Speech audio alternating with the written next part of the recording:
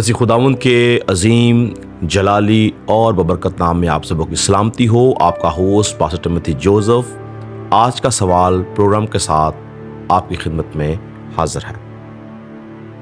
آج کا سوال جو ہمیں ملا ہے وہ ہے کہ پیدائش کتاب کے 6 باب کے اندر خدا کے بیٹے کون ہیں؟ تو یہ ایک نہایت ہی پیچیدہ سوال ہے، یہ بہت کمپلیکیٹڈ کویسچن ہے، تو بھی ہم کلام مقدس میں سے اس کے بارے میں دیکھیں گے اور سیکھیں گے۔ یاد رہے کہ اس سوال کو مد نظر رکھتے ہوئے 2 طرح کی رائے یا 2 طرح کا نظریہ ہمیں نظر آتا ہے۔ سب سے پہلا نظریہ جو ہمیں ملتا ہے، عالم دین یہ کہتے ہیں کہ خدا کے بیٹے جو تھے یہ سیت کی اولاد کو بولا گیا ہے، جو کہ ہابل کے قتل کے بعد پیدا ہوا تھا، کیونکہ قائن جو تھا وہ خدا کے حضور سے کاٹ ڈالا گیا تھا۔ اور اگر ہم نیا عہد نامہ دیکھیں تو نئے عہد نامہ میں اس کو شریر کے ساتھ جوڑا گیا ہے۔ اگر ہم یوحنا کا پہلا خط اس کا 3 باب اور اس کی 12ویں آیت دیکھیں تو یہاں پر لکھا ہے، اور قائن کی مانند نہ بنے جو اس شریر سے تھا جس نے اپنے بھائی کو قتل کیا۔ تو جسمانی طور سے تو یہ آدم سے پیدا ہوا تھا، مگر روحانی طور پہ یہ خدا کا بیٹا نہیں رہا تھا۔ لیکن تصور یہ کیا جاتا ہے کہ جو آدم کی باقی اولاد تھی، جس طرح سیت اور جو اور بیٹے بیٹیاں تھے، وہ سب خدا کے بیٹے اور بیٹیاں کہلاتے تھے۔ تو ایک نظریہ یہ ہے۔ دوسرا نظریہ خدا کے بیٹوں کے بارے میں یہ ہے کہ یہ گرائے ہوئے فرشتے تھے۔ میں چاہتا ہوں کہ میں آپ کے لیے اس حوالے کو پڑھ لوں۔ اگر ہم پیدائش کتاب اس کا 6 باب اور پہلی آیت میں یوں لکھا ہے کہ جب روئے زمین پر آدمی بہت بڑھنے لگے، تو یہاں پر غور کیجئے، لفظ آدمی یعنی آدم کی ذات کی بات ہو، جو آدم سے پیدا ہوئے ہیں، آدمی بڑھنے لگے اور ان کی بیٹیاں پیدا ہوئیں۔ تو یہاں پر یہ آدم کے بچوں کی بات ہو رہی ہے۔ تو خدا کے بیٹوں نے آدمی کی بیٹیوں کو دیکھا۔ تو اب یہاں پر ہمیں ایک گہرا فرق نظر آتا ہے، آدمی کی نسل، آدمی کی بیٹیاں اور خدا کے بیٹے۔ تو کچھ عالم دین یہ کہتے ہیں کہ یہ جو خدا کے بیٹے ہیں یہ گرائے ہوئے فرشتے تھے، جنہوں نے انسانی روپ دھار کر آدم کی بیٹیوں کے ساتھ بیاہ شادی کی اور ان سے نسل پیدا کی۔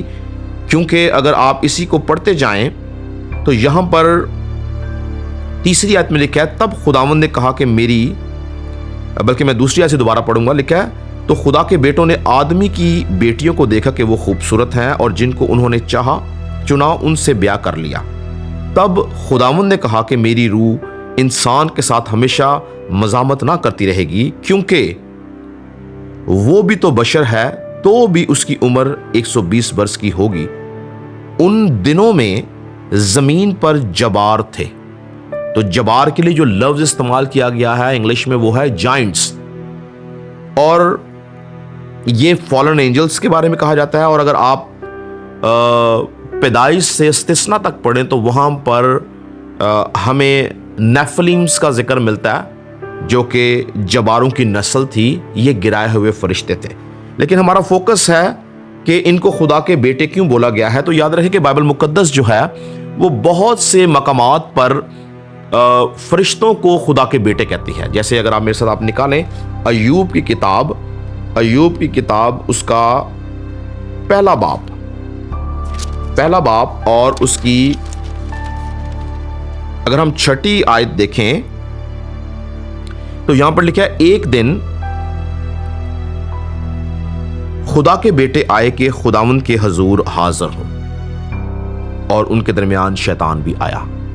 تو یہاں پر خدا کے بیٹے یہ فرشتوں کا ذکر ہے کہ فرشتے خدا کے حضور حاضر ہوئے اور ان کے ساتھ شیطان بھی آیا۔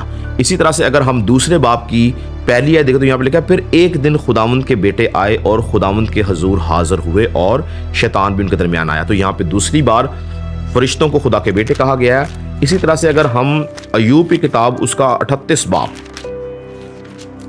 باب اور اس کی اگر ہم 4 آیت سے دیکھیں تو یہاں پر یوں لکھا ہے، تو کہاں تھا جب میں نے زمین کی بنیاد ڈالی، تو دانشمند ہے تو بتا، کیا تجھے معلوم ہے کس نے اس کی ناپ ٹھہرائی یا کس نے اس پر سوت کھینچا؟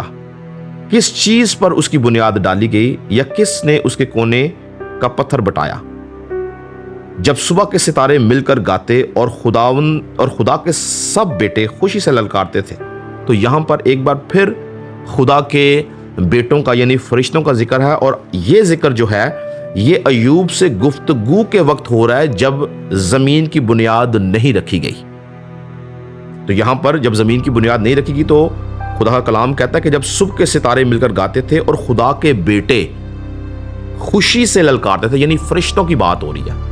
ابھی زمین کی بنیاد نہیں تھی تو جو فرشتے تھے ان کو خدا کے بیٹے بولا گیا ہے۔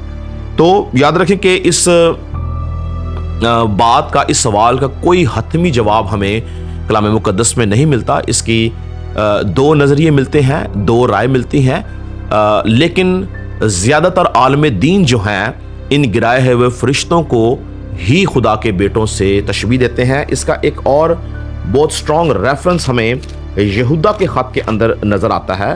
یہودا ان کا ذکر کرتا ہے۔ اگر آپ میرے ساتھ یہودا کا خط نکالیں، اور یہودا کا خط اس کا ایک ہی باپ ہے، تو یہاں پر اس کی 6 آیت میں لکھا ہے، اور جن فرشتوں نے اپنی حکومت کو قائم نہ رکھا بلکہ اپنے خاص مقام کو چھوڑ دیا، ان کو اس نے دائمی قید میں تاریکی کے اندر روز عدالت تک رکھا ہے۔ اسی طرح سدوم اور عمورہ اور ان کے آس پاس کے شہر جو ان کی طرح۔ اب یہاں پر یاد رہے کہ سدوم اور عمورہ کی ہلاکت کی وجہ حرام کاری اور زنا کاری بنی تھی۔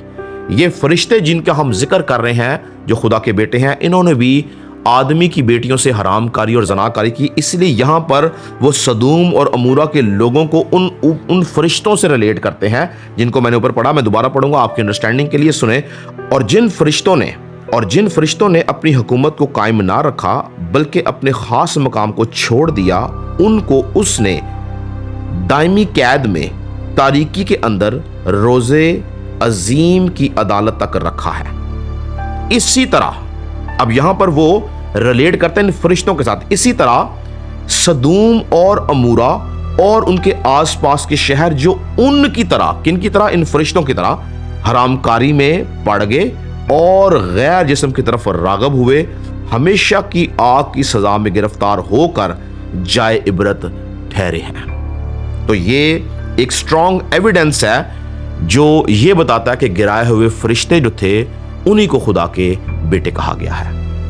میرا ایمان ہے کہ آپ کو اس سوال کا مناسب جواب مل گیا ہے۔ خدا ان کو برکت دے۔ آپ سے اگلے ہفتے ملاقات ہوگی۔ God bless you all.